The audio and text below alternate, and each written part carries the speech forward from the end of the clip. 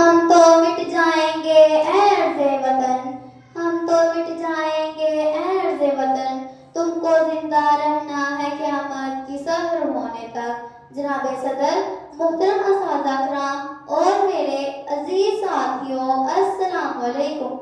آج مجھے جس موضوع پر لب کشائی کا موقع ملا ہے وہ ہے یوم دفاع پاکستان۔ صدر ذی وقار، 6 ستمبر ہماری تاریخ کا ایک ناقابل فراموش اور یادگار دن ہے جب دشمن اپنے ناپاک عزائم کے ساتھ ارض پاکستان پر حملہ آور ہوا، مگر جرأت، بہادری، ہمت اور عزم کی چٹانوں سے ٹکرا کر بکھر گیا۔ جرأت اور بہادری کے واقعات نے 6 ستمبر 1965 کو جنم دیا۔ جناب صدر، پختہ ارادے اور ہمت سے لڑنے والے شہیدوں کے لہو سے لکھے جانے والے جذبات کی تاریخ کو یوم دفاع پاکستان کے نام سے یاد کیا جاتا ہے۔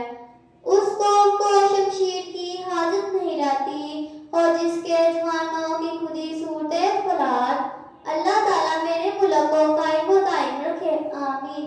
خدا کرے میری ارض پاک پر اترے وہ فصل گل جسے اندیشہ